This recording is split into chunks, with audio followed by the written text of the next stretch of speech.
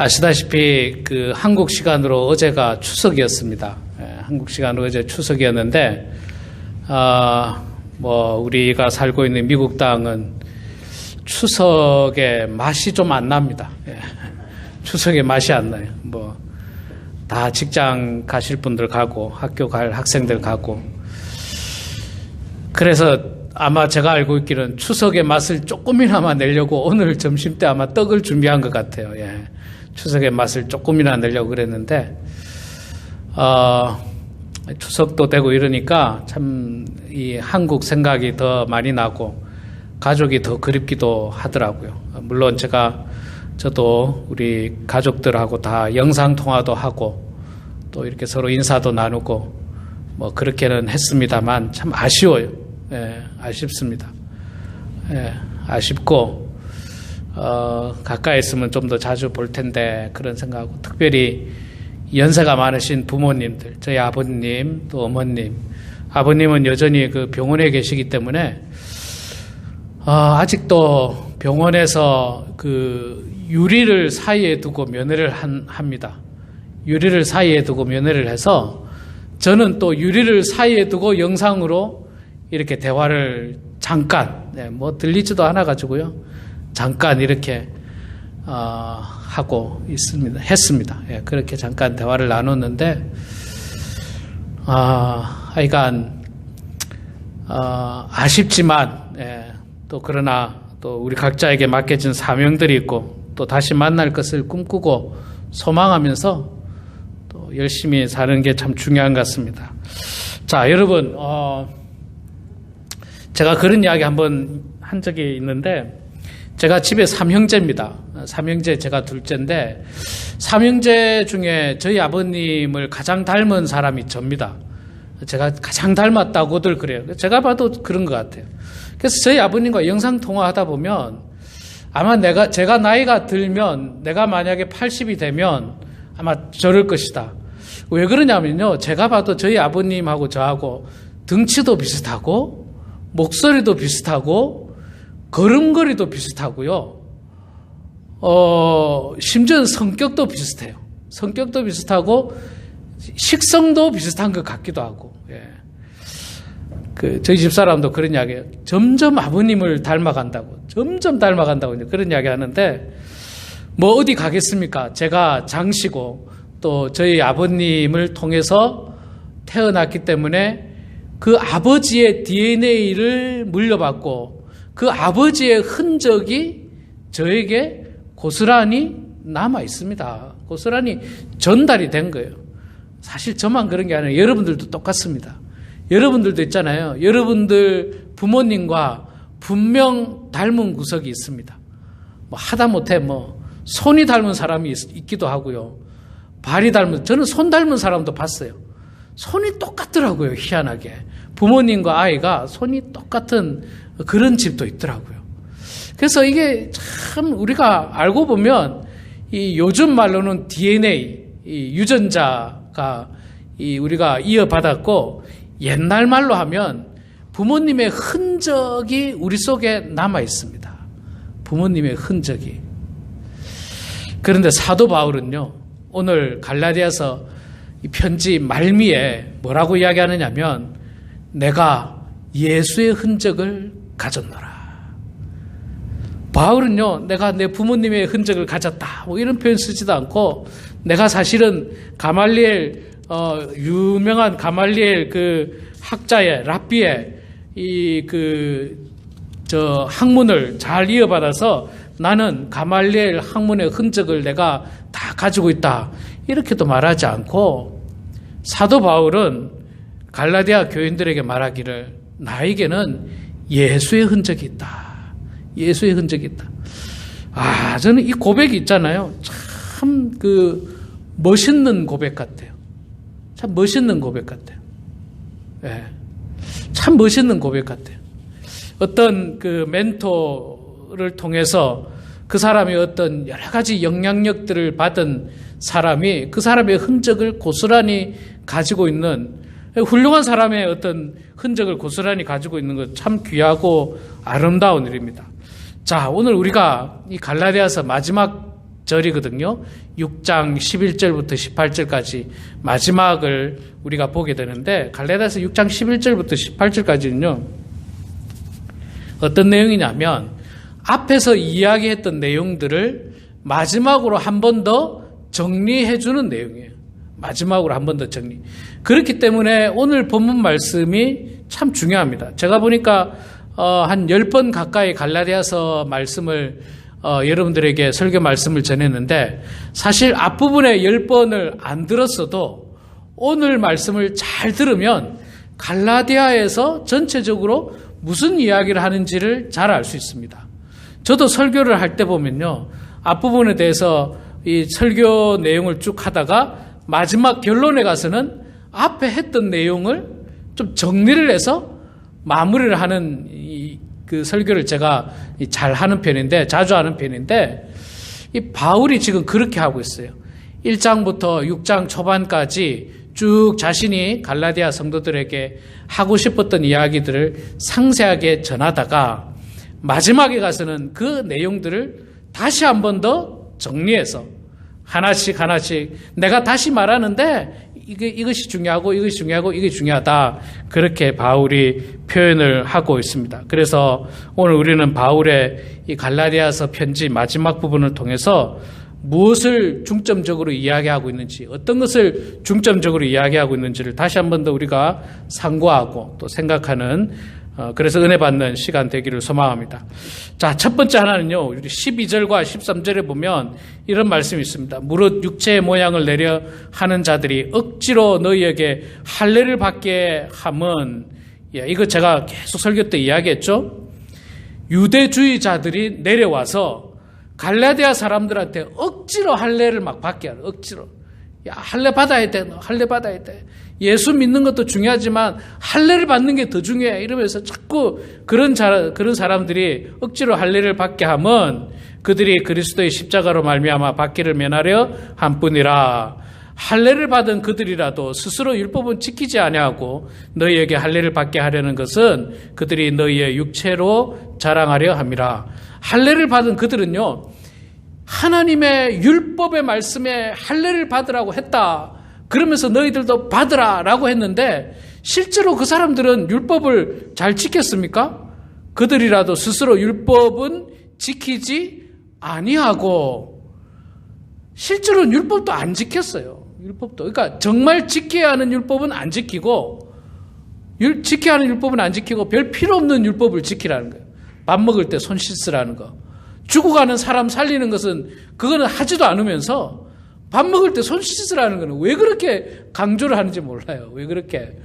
물론 뭐 밥 먹기 전에 뭐 손 씻고 뭐 위생적으로 하는 게 필요하긴 하지만, 아니 그게 죽어가는 사람을 살리는 것보다 더 중요합니까?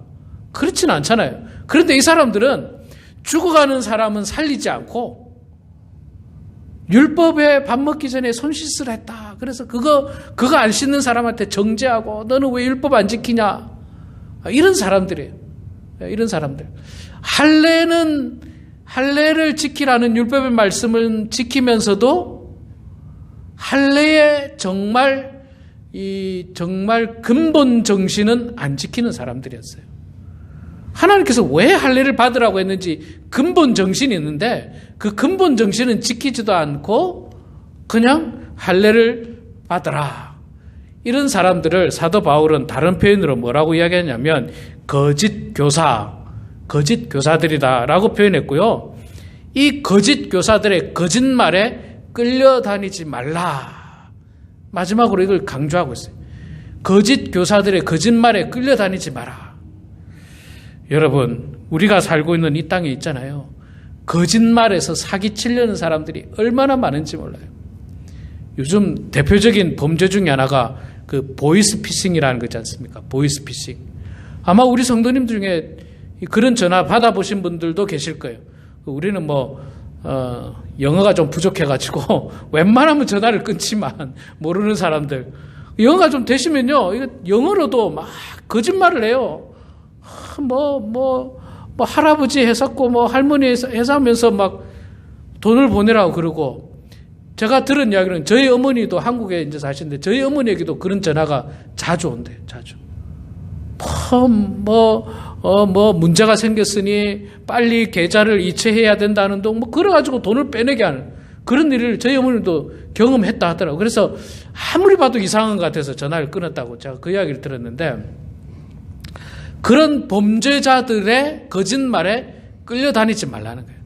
이렇게 보이스피싱하는 사람도 많고요. 또 인터넷 피싱이라는 게 있어요. 그러니까 인터넷 상품을 올려놓고 굉장히 싸게 판다고 이야기해놓고 결제하면 돈만 받고 물건을 안 보내는 거예요. 물건을 아주 믿을만한 곳은 우리가 할 수 있겠지만, 아마존이라든지 아주 유명한 데는 믿을 수 있겠지만, 그렇지 않은 데는 굉장히 위험해요. 좀 부끄러운 이야기지만 제가 거기 한번 당한 적도 있습니다. 저도 큰 돈은 아니고요, 몇십 불 정도 했는데 결제 딱 했더니 그 다음부터 연락이 없어요.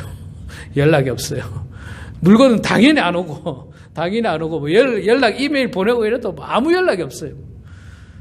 야, 이게 참 젊은 저도 당하는데, 비교적 젊은 저도 당하는데, 야, 우리 연세 있는 분들은 얼마나 당할 수 있을까? 이 거짓말하는 사람들의 거짓말에 끌려다니지 말라는 게. 여러분, 이런 것들은 나의 돈을 빼앗으려고 하는데, 이 거짓 교사들은요, 내 영혼을 좀먹는 사람들이에요.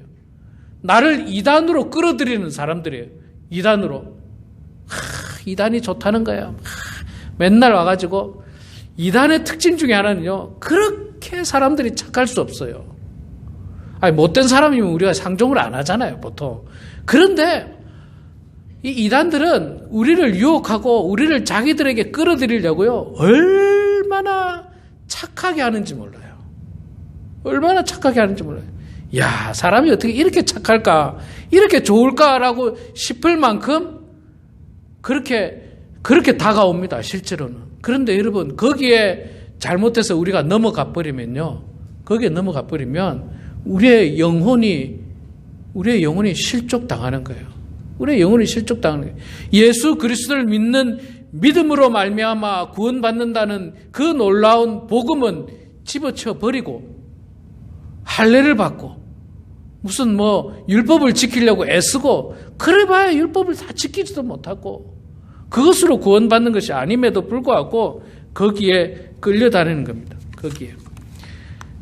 여러분, 이 세상의 나쁜 사람들은요, 이단들은 또 사기를 치려고 하는 사람들은요, 끊임없이 그냥 우리를 유혹합니다.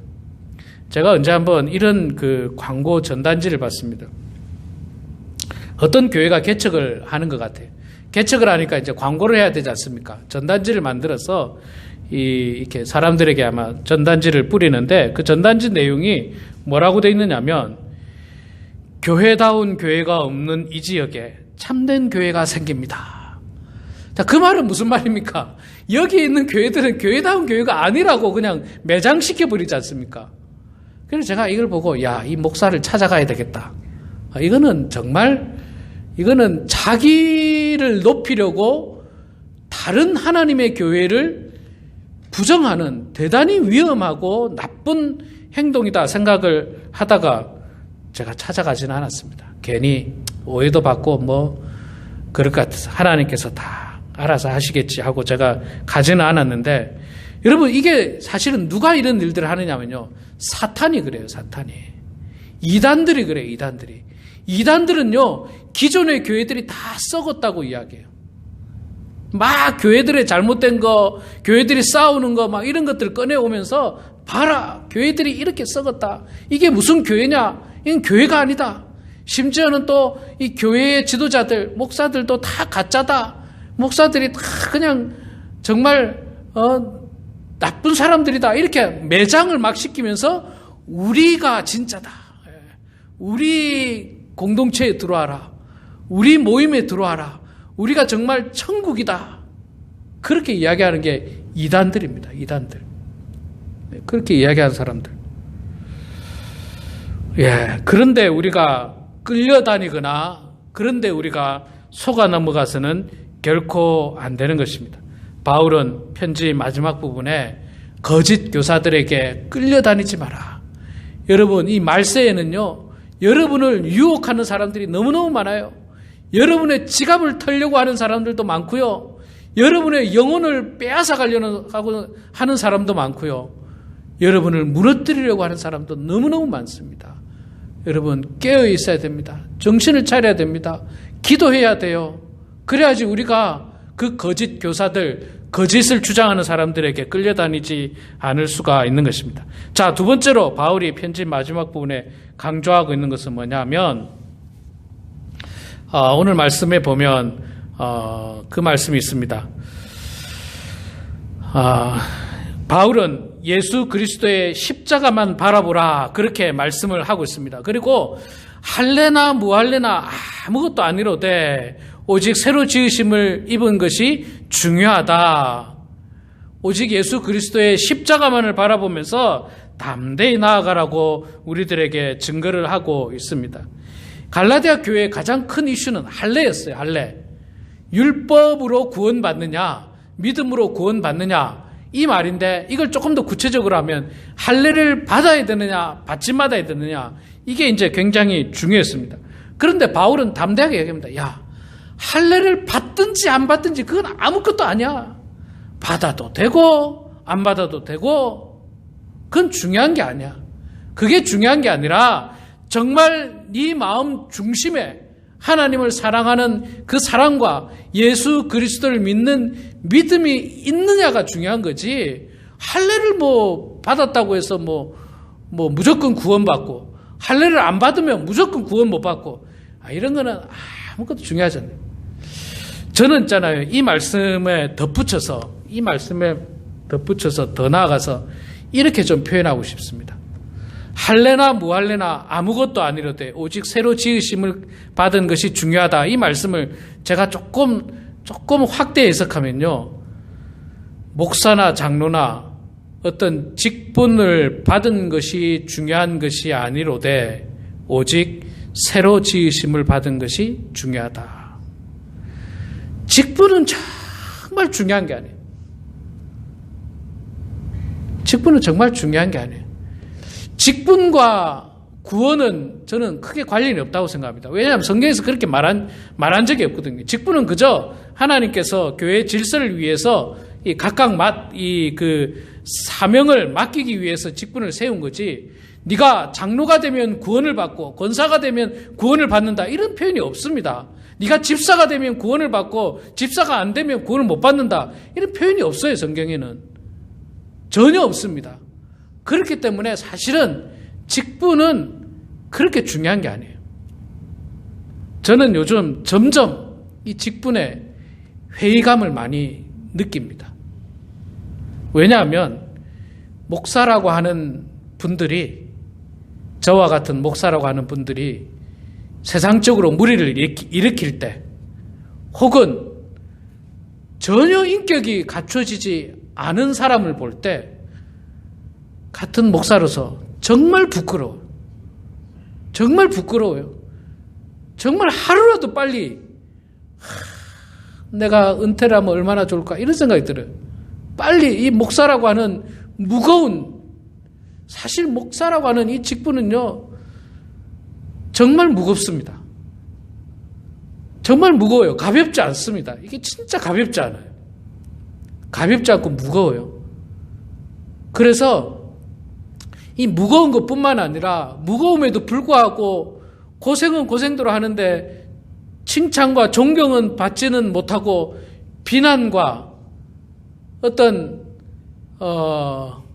욕을 듣는 대상이 된다면 얼마나 기운이 빠집니까? 얼마나 기운이 빠져요. 목회자는 정말 자신의 일생을 들여서 죄 몸된 길을 위하여 헌신하는데 세상 사람들로부터 비난받고 예수쟁이, 목사들 요즘 세상 사람들 먹사라 그런대요. 먹는 거 좋아한다고. 먹사. 또 하여간.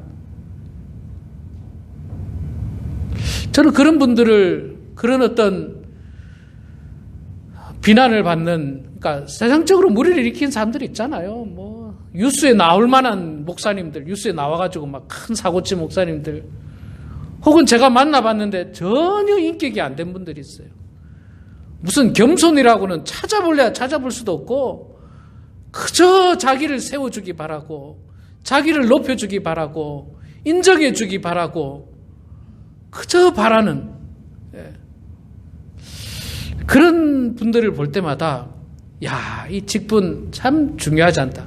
목사만 그렇지 않습니다. 여러분, 장로님들 중에도요, 제가 미국 이민 와가지고 미국에서 장로님들 많이 만나지 않습니까? 놀라는 장로님들 많아요. 제가 볼 때 놀라는 장로님들. 야, 이분이 어떻게 장로가 될 수 있을까?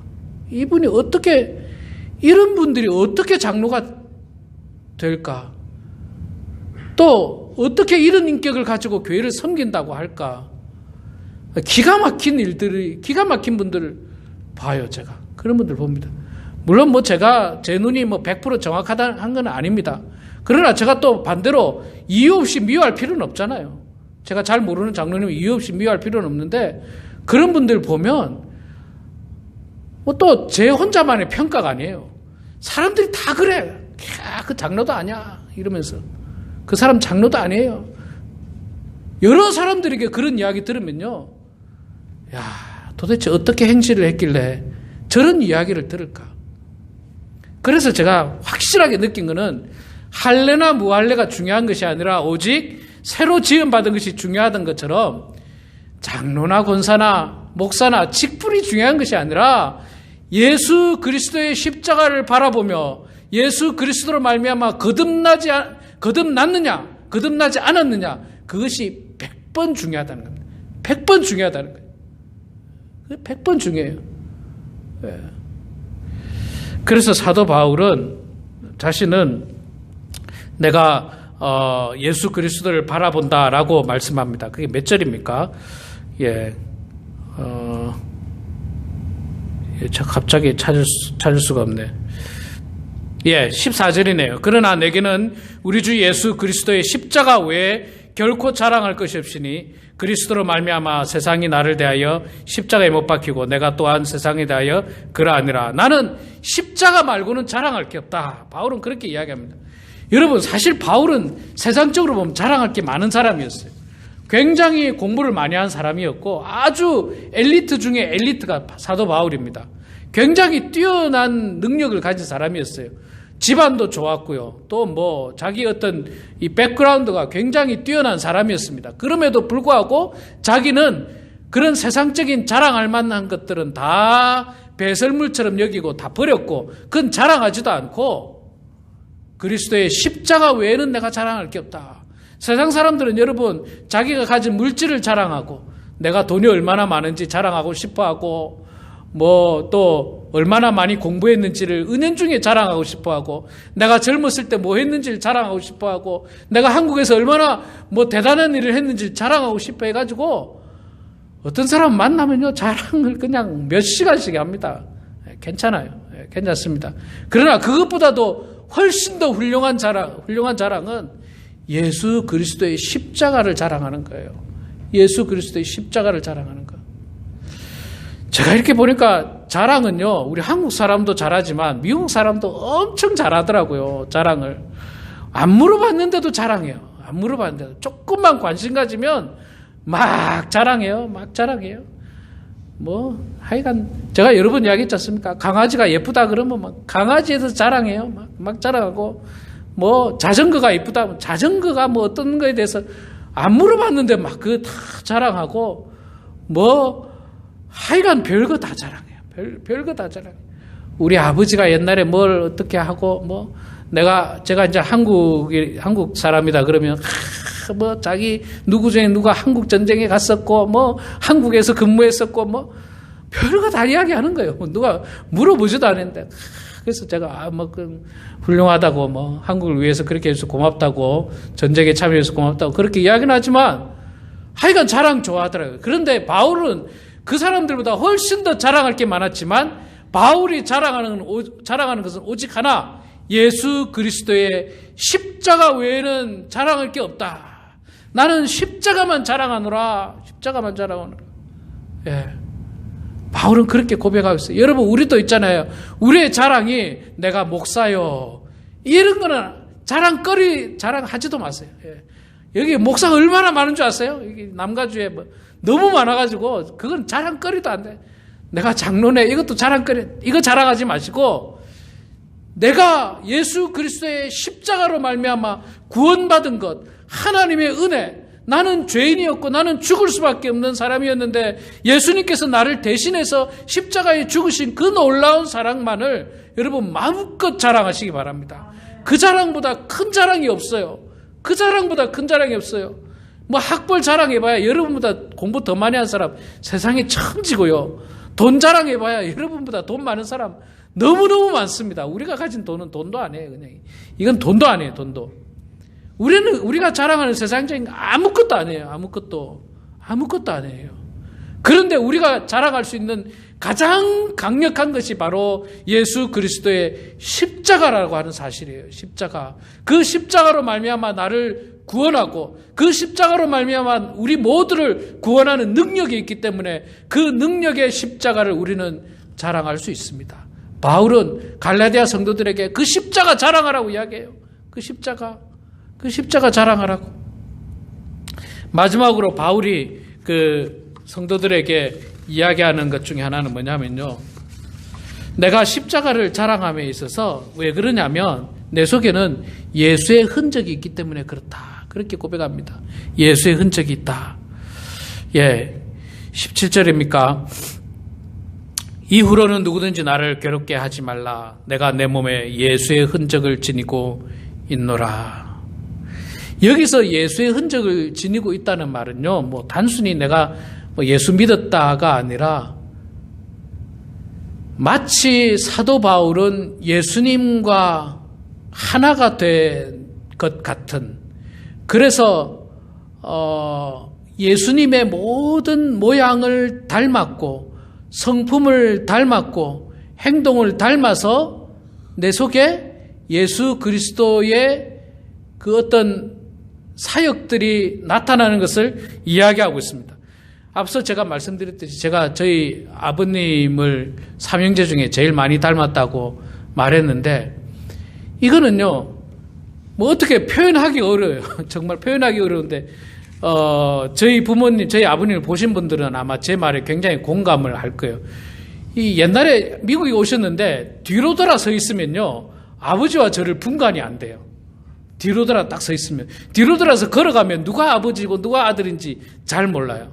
전화를 걸면 목소리가 똑같아가지고 저희 아버지 친구들이 저에게 저희 아버지인 줄 알고 막 그렇게 이야기하고 하여간 너무너무 비슷하다는 게, 이게 아버지의 흔적을 가진 것처럼 사도 바울은요 예수님과 정말 똑같은 그런 성품을 가지고 그런 사역들을 감당하고 그 마음들을 가지고 있었고 정말 예수님처럼 최선을 다해서 복음을 전하는 그런 사역들을 감당했기 때문에 바울은 나에게 예수의 흔적이 있다. 예수의 흔적이 있다라고 하는 이 표현을 가지고 내가 예수 그리스도, 작은 예수 그리스도의 모습으로 지금까지 살아왔다. 그렇게 고백을 하고 있습니다. 우리 사랑하는 성도 여러분, 여러분에게는 무슨 흔적이 있습니까? 어떤 흔적이 여러분들에게 남아 있습니까? 우리 모두에게 예수의 흔적이 남아 있기를 소망합니다. 예수의 흔적이 남아 있어서 여러분들 누가 보더라도 예수 믿는 사람의 모습으로, 예수 믿는 사람의 성품으로, 예수 믿는 사람의 그 믿음 가지고 이 마지막 때 하나님 잘 섬기는 그런 우리 모두가 되길 주 이름으로 축원합니다. 기도하겠습니다. 사랑의 아버지 하나님, 은혜를 감사합니다. 부족한 저희들을 주님 사랑하여 주셔서 갈라디아서의 귀한 말씀을 율법이 아니라 예수 그리스도를 믿는 믿음으로 말미암아 구원받는다라고 하는 사실, 할례나 무할례가 중요한 것이 아니라 오직 예수를 통하여 거듭난 인생이 중요하다는 사실을, 또한 어떤 직분을 가지느냐가 중요한 것이 아니라 내가 진심으로 예수 그리스도를 믿느냐가 중요하다는 것을 깨닫게 하여 주신 그 은혜를 주여 감사합니다. 아버지 하나님, 우리의 남은 여생 오직 예수 그리스도의 십자가만을 자랑하게 하여 주시고 우리 속에 남아있는 예수의 흔적을 많은 사람들에게 증거하는 인생들 다 될 수 있도록 하나님 축복하여 주시옵소서. 예수님의 이름으로 기도드리옵나이다. 아멘.